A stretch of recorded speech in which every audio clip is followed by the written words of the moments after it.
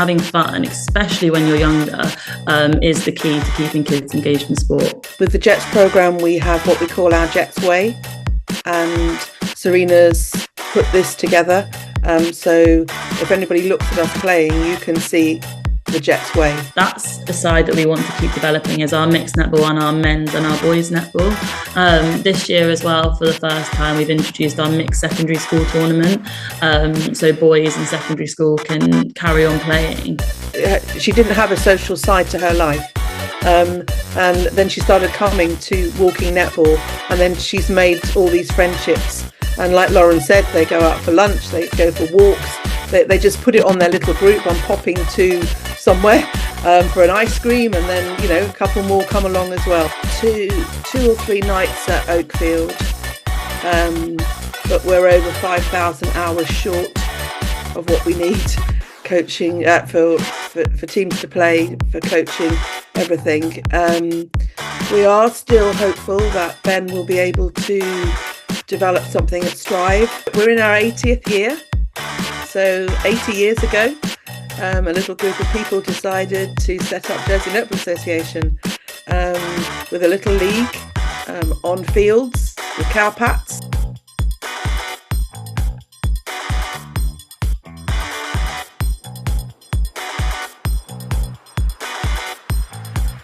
Hello and welcome to a brand new episode of Sportscast Jersey.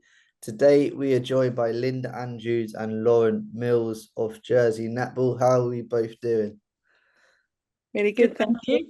Good. I want to start before moving into Jersey Netball and what you're doing, because we're going to talk about so much today.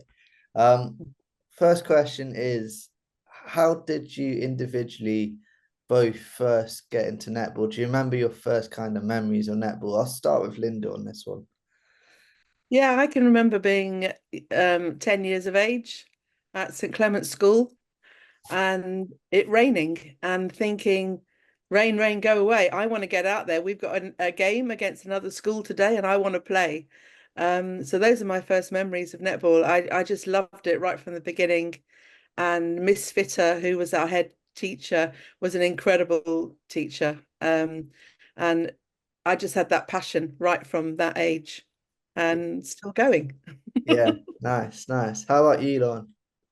Yeah, similar to Linda, my first memory is being at First Howard School. I had no idea about netball. I was in year 4, and I remember a netball. I think she must have been, I don't know if she was the development officer coming in, and she ended up kind of spotting me and helping me and putting me forward for trials when I was a little bit older. And I remember, same as Linda, I just absolutely loved it. And I've been doing it kind of ever since. Came up through the pathway with Linda as my coach as well. So Linda's known me since I was probably about 12 years old as well. Yeah. How special is that? How special is your bond through the years as well? Yeah, it's been amazing. I've always had Linda kind of as my coach through club and through kind of island netball as well. So being able to have that close bond from a kid all the way up to where I am now, and have Linda constantly as my mentor, has been invaluable. Yeah.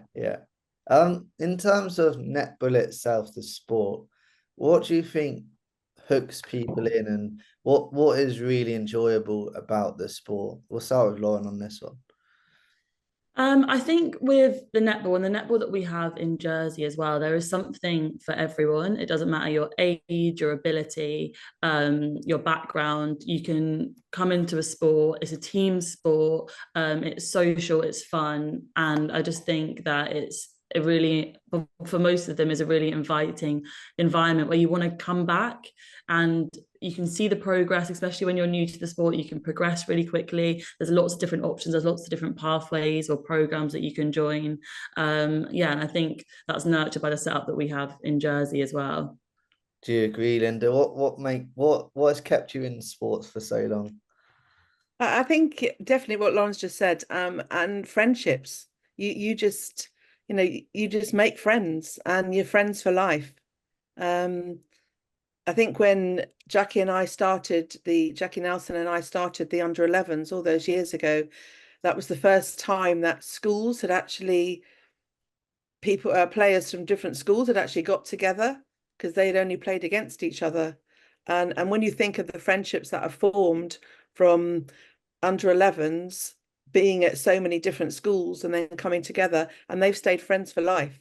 Um, so I think that's a huge part of it. And Jersey Netball is like a big family. We all look out for each other and do our best for each other. So yeah, I think that's a big major draw. Yeah, yeah, for sure. And I think you can see that every time.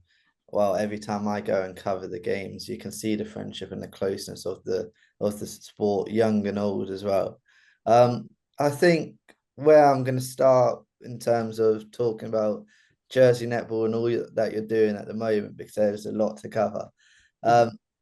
I want to start with the development programs, and obviously it's important to get the girls in young and into the sport and developing from a young age. So how easy is that, and what do you kind of have in place to bring them into the sport in the first place? Start with Lauren on this one. So my job is the netball development officer. So part of mine is role is running the kind of development programs and engaging that kind of audience that you just said. So one of the main things is being seen in schools. So often every week I'm in different schools kind of across the island, delivering to different age groups. And for lots of them, that's their first time that they have had a netball session or have played a match or have done anything kind of involving netball. So it's introducing the sport at a young age and pitching it kind of at the right level from year one up to kind of year 11. So I go kind of across primary and secondary. From that, we have our after school program. So they start from year one and they run up to year 9. So we're kind of capturing that whole youth bracket as well. And we've seen increase year on year since we started our programs in across every age group. So now our year 1 and 2 class, we have over 25 children that come each week, and that's from a range of primary schools. I think we've got 18 different primary schools that access our after school programs. And part of the key of that is being in schools. Lots of kids then realize that they enjoy netball and they want to pursue it outside. So that visibility and seeing what we can offer, I think, is a major factor in getting kids engaged at an early age. Yeah, yeah. How important is, from obviously, if they're good enough, they can push on and try and be in the Jersey teams. But how good important is pushing the social, the fun side of the sport, and keeping the sessions as fun as they can be for the kids as well? Oh, it's one of the most important parts of netball. If someone's not enjoying the sport, the kid's not enjoying the sport, they're not going to want to come back and they're not going to want to carry on. And there's ways of teaching the skills, teaching the things that we want to see as they come up the pathways in a fun and engaging way to keep them entertained. So I think that having fun, especially when you're younger, is the key to keeping kids engaged in sport, 100%. Yeah, yeah. In terms I of, just sorry, go on, Linda. Yeah. Yeah. So yeah, in that respect, I just want to say like huge praise to Lauren. I've been to classes to watch, and the way that she actually tackles each age group is absolutely incredible. And I'd love to be 5 again and be a seaweed and have a pirate ship coming by me. I mean, it's absolutely incredible. The games that they play are just such fun. And I know that, it does go down to England netball as well because of the B netball program that they offer. But Lauren's delivery is incredible. And you see it change from the year 1 group, year 3 and 4, year 5 and 6, and then obviously on a Saturday at Academy, it's another shift as well, and then Jets is another shift. Yeah, so huge praise to Lauren and the girls that she brings in to help with the coaching. So the young coaches who she brings in and mentors on the way. Yeah, it's a great program to be part of. Yeah, absolutely. Good words, good words. What I wanted to say was, obviously, when they're, or if they're seen as good enough, obviously having Jets there as a goal, or representing Jersey and interinsulars, that's their goal. So how do you, how important is it to develop them so if they do want to reach that level, how key is that, and how how many girls really do look for that level now? It's a really competitive place to be. We have a very good structure in place. With the Jets program, we have what we call our Jets Way, and Serena's put this together. So if anybody looks at us playing, you can see the Jets Way. So it's similar like to Australia and New Zealand. If you look at a New Zealand team, they play in a certain way. Australia play in a certain way, and then at the moment now we're developing this Jets Way as well. Um, with regards to the academy, so that's the same thing. We've been able to set our own program on that as well, and England Netball have accepted it, so we can plough on with that. Um, I think this year we made a bit of a shift and we allowed anybody to put themselves forward for trials. In the past, it's been club-based or school-based. And this year we just said, no, anybody can put themselves forward. And I think Lauren, she'll take over for me on this one. But there was an increase and there were girls coming forward we didn't know. So that's really, really exciting that they wanted to have a go at it. They wanted to be involved.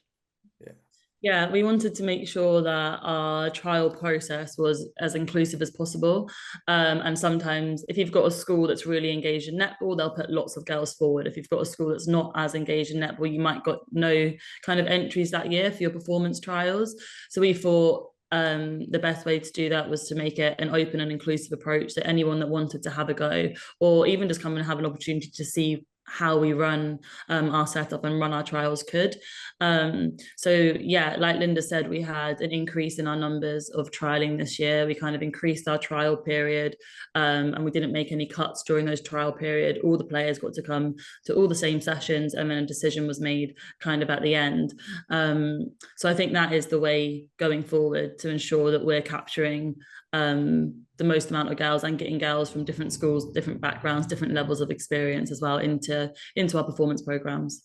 Yeah, yeah. How good is that to have, even if they didn't get into the sides and what have you, but how good an experience is that to have the extended trial period for those girls, and just to learn off the training sessions that they would have been put through and the games that they were involved in. So how good is that for their development as well? I think it's really, really important, especially if their aim is to try and play at the highest level they can.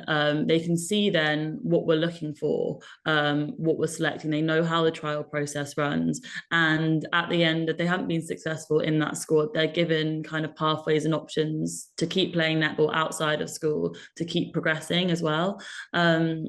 And lots of the time when we give our kind of emails to say, unfortunately, you haven't been selected, there's kind of feedback on those emails about things that we'd be looking for or pathways that they can kind of go down to keep developing. So I think having the exposure to that environment, especially from a young age, is really helpful for them in knowing what to expect and what they can work towards. Yeah, yeah. One question I did want to ask, and Linda kind of touched on it before when she was praising you, Lauren, but coaches wise, how I put coaches and volunteers on my notes. So coaches and volunteers within the netball setup, how key are they in the running of Jersey Netball Association, and how key are they, and how important is it to keep developing, especially on the coaching side, to help the players develop as well? Yeah, that's absolutely massive. So we've put together like we've got a performance group of coaches who obviously look after the academy and the Jets program. And then as I've kind of retired, I'm like the mentor. So I'm overseeing things and just offering advice. And so I pop into coaching sessions and, you know, just challenge the coaches as to why they're doing that drill and what's the outcome. And because that's how I learnt. You know, I was lucky, as we all know, to follow Serena's program and be involved with coaches from all around the world. I was very, very lucky. And that's how I learnt it. And I think it's important, and that's why we've done this Jets Way, so that we have a platform as to what we expect the players to be able to do. And obviously, from under 14s, under 16s to seniors, they move up in different stages. But the actual personnel of the coach is huge. You know, you're not going to get anywhere if you haven't got a coach who is not willing to expand their knowledge and then pass it on to the girls. We need this all immersive coaching group, which is what we've got. So that's really exciting. And I think that's where we're going to see the development of everybody. Yeah, yeah, absolutely. And I just want to touch on the volunteers as well. How key are they in the whole setup of Jersey Netball as well? I'll go with Lauren on this one. Well, we wouldn't be able to run any of the stuff that we do without our volunteers. Linda has been in the association since she was 18 years old as a volunteer. Everything that Linda has done for Jersey Netball has been on a voluntary basis. So that in itself, Jersey Netball wouldn't be where it would be without Linda. And that's just kind of one example of the impact that one person can have. It's just about kind of retaining them and making them feel valued, and like we wouldn't be able to run half of the stuff that we do if we didn't have the volunteers across the board in our programs, helping to set up for home matches when we have our Jets days, helping to get some of our like travel stuff planned. Lots of the time in the past, because we're a charity or a sport, we rely on people volunteering and giving up their time to help us across the board, because we're a small group otherwise. So yeah, they are absolutely vital in our organization for helping it run the way that it does. Yeah, yeah, absolutely, absolutely. I want to move on a little bit, and obviously we've talked about Jets, who are probably the well-known side in Ireland, obviously Jersey representative side as well, but there's also social sides and leagues as well. How good is it to see those leagues still running and still so many players getting involved in that way as well? Yeah, we have a good few community programs that are running. One that's just finished last night actually is our mixed netball, and the growth that we want to see in that is limited by our facilities and having the court space to make that a bigger program. But it's brilliant. We have teams, a lot of friends, we have corporate teams, and it's mixed, so the men are involved, and it's a really big number of people coming to netball that haven't played before in our club setups. So I think it's about 70% of the people that take part in our mixed netball program don't take part or haven't taken part before outside of it. So capturing a new group of people coming in for a social fun, but also a competitive kind of league throughout the summer is brilliant. And that they're the kind of areas that we want to keep expanding on, but are limited due to facilities. Like our mixed netball program, we took 16 teams this year, but it sold out within a day, and we have a demand to probably double that. But I'm sure, as you're aware, as with lots of sports, we struggle kind of on the facilities basis. We've got the potential to grow and the means to grow, but just not the facilities on that side.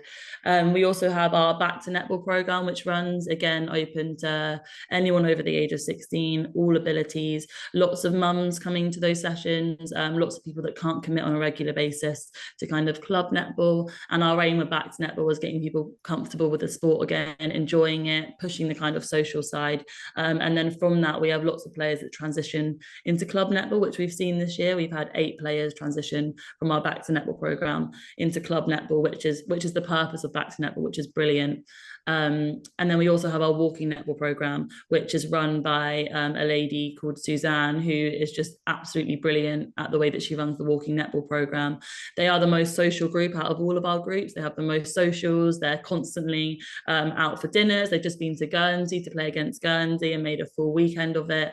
And that's kind of that's kind of aimed at an older demographic, but we have players probably from about 40 up to about 80 that come and join that walking netball. And again, that's just adapted so that everyone can kind of get involved in netball no matter their age or their ability. So yeah, they're kind of our main community programs that we run.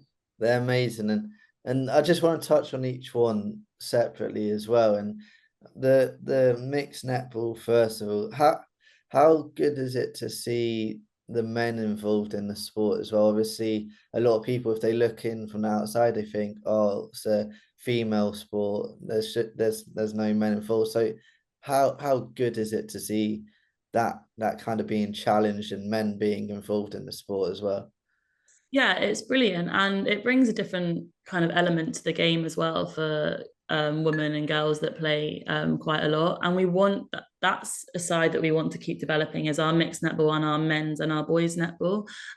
This year as well, for the first time, we've introduced our mixed secondary school tournament. So boys in secondary school can carry on playing. And I think it just shows that yes, it's a female focused sport, and our focus is still on the girls and females coming into the sport, but we want to expand that. We want netball to be for everyone, no matter your gender, sex, your ability. You can come in, you can play netball in an environment, and it's something that we look to kind of building a more sort of kind of men's team. We know that Guernsey have a men's team. We know that Isle of Man have a men's team. So it's something that we'd like to be able to do in Jersey, is kind of have an option for boys and men to kind of keep playing and getting better if that's something they want to do. So not just the social aspect, but being able to keep progressing if they want to. So yeah, it's great, and it's something that we're working on and focusing on for the next kind of coming season. Yeah, and I bet there was a lot of people who surprised themselves when they did get involved in the mixed netball as well, and who might have got hooked and said, okay, this is something actually I want to carry on doing as Yeah. well. Yeah, I think a lot of them come into it thinking, oh, it's an easy sport. And then they kind of come in and they're like, oh my God, it's nothing like they thought they were going to be. It's fast paced, it's skillful, it's exciting, it's a high scoring game. And you can see the complete different ways that people approach it. So yeah, I think the feedback that we've had from the mixed league has just been brilliant, and the enjoyment levels and the people that are already, someone last night said they've already secured a sponsor for next year so they can pay the fees and they're straight in. And that was the school team as well. So yeah, it's a brilliant program. It's one of my favorites to run for sure. Yeah, definitely. I just want to touch on walking netball as well, and you say it's one of the most social groups there are, and I just think it's brilliant that there's a chance to get them involved in netball in some way, even when they think they're not going to be able to.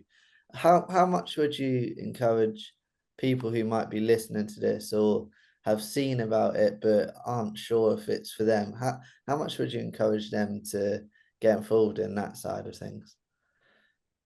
Linda, I'll let you take that. You've been to a couple of the walking netball sessions. It is the most uplifting thing that I've done, and you laugh, the laughter throughout. I don't know if you've ever watched people walking, but they all walk in a different way, and trying to walk fast is even funnier. And it's just absolutely brilliant for your well-being. We had one lady who started to come along, and she never went out of her house for a week. She didn't have a social side to her life. Um, and then she started coming to walking netball, and then she's made all these friendships. And like Lauren said, they go out for lunch, they go for walks, they just put it on their little group. I'm popping to somewhere for an ice cream, and then, a couple more come along as well. And after each session, there's tea and cake. So what's more to love than on a Sunday morning doing your little bit of exercise and then having tea and cake?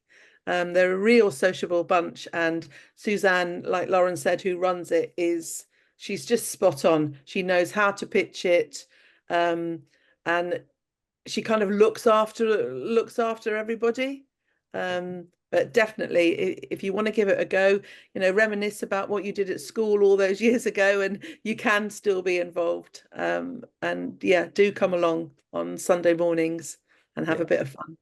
Yeah, I think it's fantastic, and I've seen it. I've worked with the walking football guys at the football as well, so I can imagine it's a similar kind of bantery, kind of jokey kind of vibe. So yeah, I think it's fantastic that there's ways that people can get back into sport that they love.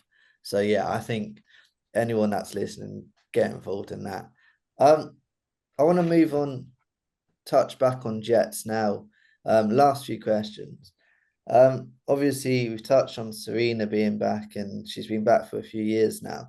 How big has she been in kind of shifting the mindset and expectations, and even just the whole round vibe, and all the way through the netball community, I guess, but especially with Jets, and how big an asset has she been? She's come in with all this kind of experience and all these ideas, and not only has she come up with the ideas, she's kind of put them into practice and she's executed them. For example, Serena came in and wanted to kind of overhaul our youth kind of setup. So we kind of ended up getting rid of all our netball clubs, and Serena introduced a program called Youth Nets. So it meant that every single girl that applied to kind of come and take part in a youth program from year 6 to year 9 was given a space. And we were finding in club netball, clubs were limited on numbers due to volunteers or due to team sizes. So like something like that has already changed our kind of youth setup in a couple of years. Not to mention, she's obviously was the England netball captain and one of the best players in the world. So for the girls to have her as the role model there, and to be able to have access to Serena, be it coaching sessions or seeing her about and the interactions, I think is just incredible. And it's done so much for our netball community and strengthened, even in terms of getting new coaches over or getting players onto courses, and having Serena to help facilitate all of that is something that has just lifted our Jersey netball program. Yeah, definitely. In terms of yourself as well, Lauren, how big has she been for you since coming back? Obviously, you've talked about how big an influence Linda has been over a long period of time, but how big is she for you in terms of working with her, and how good has that experience been? It's been brilliant. Like I said, she's been one of the best players in the whole world. So being able to learn from her, or sit in some of the coaching sessions that she runs and see the way that she approaches lines that she delivers.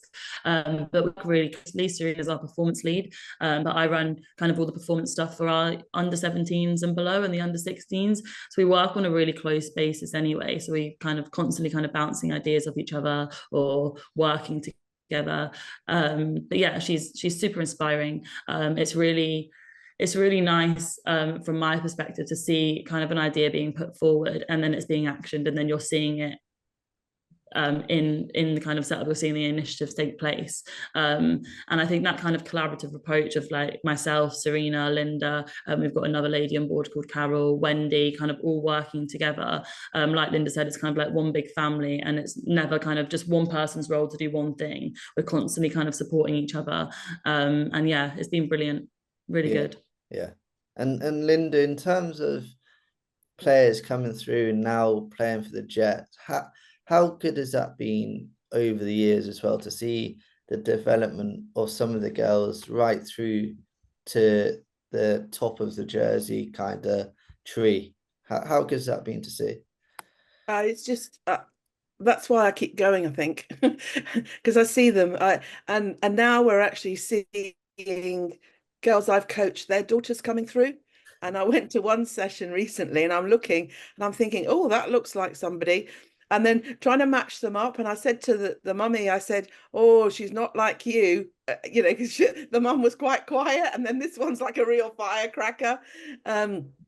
Yeah, so I think that's just wonderful. It's actually seeing the progression of them going through, and then obviously when they go off to uni, and then we hear about them in England, and like Lily Jones getting into Team Bath, and Anya now. So I taught Anya at St Mary's School when she was like 8. And then now she's heading the pathway at Bath University, and then coming back to Jersey and being part of the program here. So the circle goes on, and it's really just such a joy. Um, and like Lauren said, within coaching, you've got your session planned and you start to do it, and then they don't really get it. You just think, oh, okay, give them time, and 2 weeks down the line they've mastered it, and you just think, crikey, you know what I mean? It's just the joy of learning and getting girls going out with a smile on their face. I mean, I was lucky this week. I've done Regional League 3 squad, and tonight I'm doing Regional League 1 squad, because obviously Serena is ready to have her baby. Yeah. And Emily unfortunately had COVID, so they asked me to step in. So I've stepped in, and just seeing them all there, and pushing them and just giving that little bit of insight. It's just been wonderful, and I'm just lucky that they still involve me. I'm really, really grateful. Yeah, yeah. Amazing, amazing. Second last question.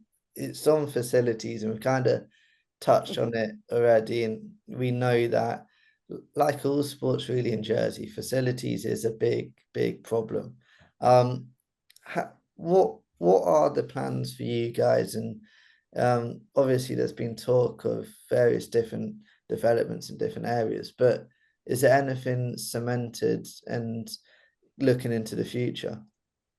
That's the biggest, toughest question ever, really. The government have given us two or three nights at Oakfield, but we're over 5,000 hours short of what we need coaching for teams to play, for coaching, everything. We are still hopeful that Ben will be able to develop something at Strive. So at the moment, we're just banking on that because there's literally nothing else out there for us. And the thought of having to cut the program into 3 evenings is just heartbreaking. I mean, what do we cut? What do we have to lose? So at the moment, yeah, we've just got all fingers crossed, all eggs in the basket that Ben will be able to come through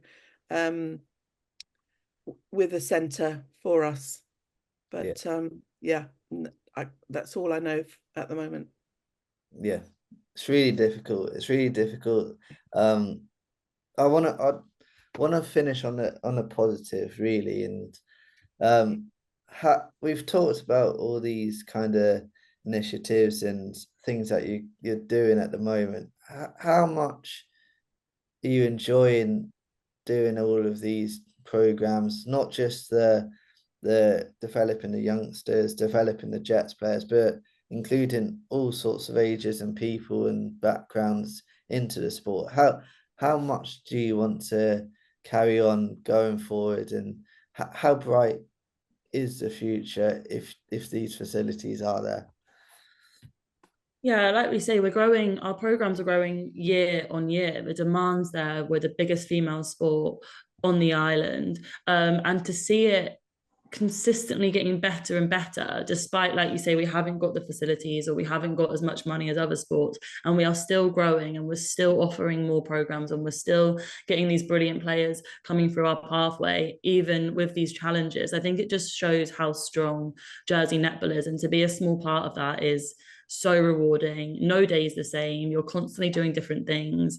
You're constantly involved in different programs, working with different people, different schools.